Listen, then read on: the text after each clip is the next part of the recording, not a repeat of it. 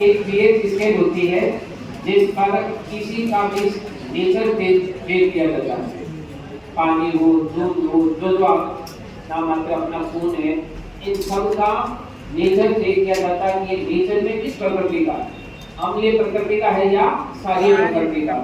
अम्लीय और क्षारीय प्रकृति का पता लगाने के लिए एक स्केल आती है जिसका नाम है पीएच स्केल, जिस पर 0 से लेकर 14 तक अंक लिखे होते हैं।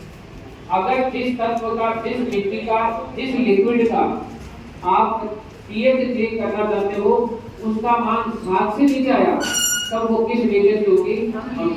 मिट्टी नहीं, कोई भी। अगर किसी का भी आप अगर पीएच वैल्यू देखना प्रयास करोगे 7 से नीचे आ रही है, वो किस नेचर की होगी? अम्लीय प्रकृति। और 7 से ऊपर अगर उसका मान आता तो वो क्षारीय प्रकृति। मिट्टी कब अम्लीय और क्षारीय प्रकृति की होती है?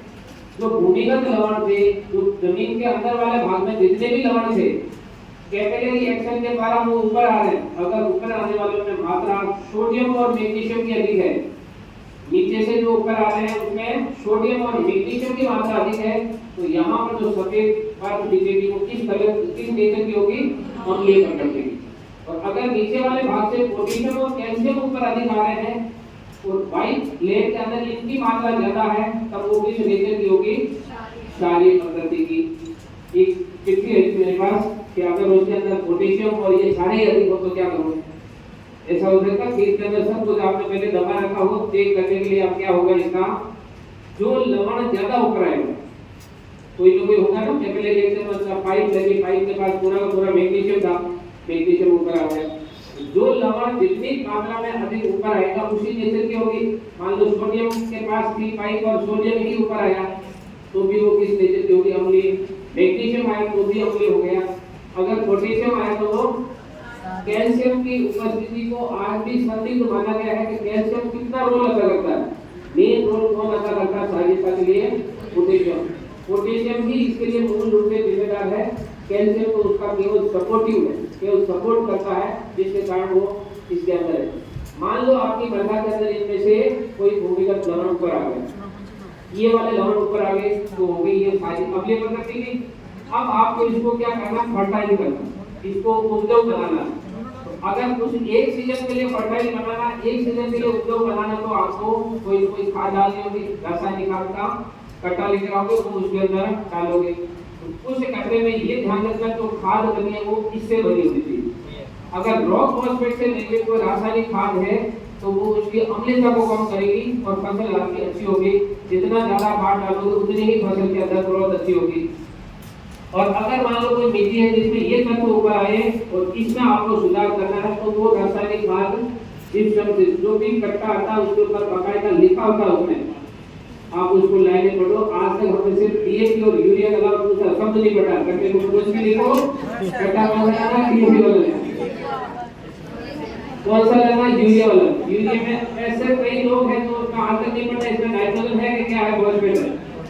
यूरिया का कट्टा ले आओ या डीएपी का, उसमें बाकायदा लाइनों में मेंशन है कि इसमें क्या क्या भरा हुआ, कौन कौन सा तत्व है।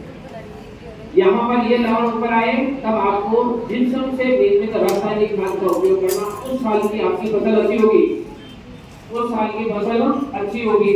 अगर आपको लग रहा है इस साल तो टीएपी का कट्टा है तो 3000 मिल रहा था, अगली बार मैं ला नहीं पाऊंगा, तो आपको करना क्या है? उसके अंदर इसका नेचर वाला इलाज करना, प्राकृतिक उपचार जिसको हम बोलते हैं आयुर्वेदिक इलाज। इंजेक्शन नहीं घुमाना, काढ़ा पिलाना। उसको काढ़ा पिलाकर ऐसा करते हैं ना, सर्दियों में काढ़ा पिला तो पूरी सर्दी में खांसी जुकाम कुछ भी नहीं होगा।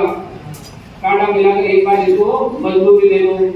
तो काढ़ा पिलाना है मिट्टी को। कौन सा काढ़ा? अगर इस नेचर के तो उसको धमासा और शुभ फूल घासे, धमासा और शुभ फूल की घासे हैं, इसको थोड़ा सा ऊपर आते ही जमीन में गाड़ना। ऐसा नहीं उसकी फसल लेनी नहीं है, धमासा आ गया खेत में गाड़ दो। उस फसल को क्या करना? जैसे ही थोड़ी ऊपर आती उसके अंदर वो केमिकल आने लगते हैं, उसको सुखाई करके उसके अंदर खेत के अंदर दबाना होता है। फिर वापस उसके बाद दोबारा उसको लगाओ, फिर उसको खेत के अंदर दबाओ। 2-3 बार करने के बाद 1.5 साल बाद में इसका नेचर चेंज होता है।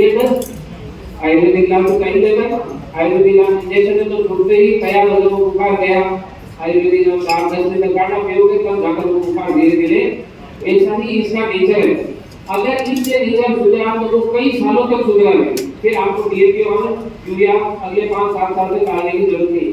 और अगर इस नेचर की है तो इस नेचर के अंदर आपको क्या करना, गुआर की फसल लगानी या देसा घास लगानी है, जिसको जैसे ही ऊपर आए उसको जमीन में गाड़ देनी। ये क्या करती है, इसकी क्षारीयता को कम करके 7 के करीब लाती है। और जो जिस मृदा का पीएच इसके मान बीच में होता है वो मृदा सर्वाधिक उर्जा होती है। जो हमने यहाँ पर भारत वाला भाग देखा, भारत के इस भाग के अंदर ये अति सिंचित क्षेत्र है। जो अति सिंचित क्षेत्र है इसके अंदर देखो किस भाग में कौन सा नेचर है, जहाँ पर मनुष्य भाग होता है। जिस भाग में वर्षा की मात्रा कम होती है वहां की मृदा क्षारीय प्रकृति की होती है। पश्चिमी राजस्थान की मृदा कैसी, क्षारीय प्रकृति। जहाँ पर वर्षा होगी वहां पर अम्लीय प्रकृति होगी। राजस्थान वाली मृदा में क्या है, क्षारीय प्रकृति। क्षारीय में कौन से ऊपर आए थे, देखो इस लाइनों को देखो, जंगल इलाका यहाँ पर मिल रहा है। राजस्थान की मृदा है वो क्षारीय प्रकृति की। कौन सा राजस्थान, पश्चिमी राजस्थान। क्षारीय में क्या ज्यादा है, इनकी मात्रा ज्यादा है, इसलिए हमें कौन सी खाद डालनी है, कौन सी फसलें लेनी है। देखो जिन लोगों के पास खेती सही होगा, लोगों के उनके धारणा देखो होगी नहीं होगी, लेकिन इससे खेत ही सही होगा। जिसके कुछ नहीं होता उसके गुआर तो जरूर होता है, और उसे खेत सही होता है। जिस भाग में या मनुष्य के भाग है वहां पर इसकी क्षारीयता अधिक होती है, और इस क्षारीयता के कारण भारत को लिखना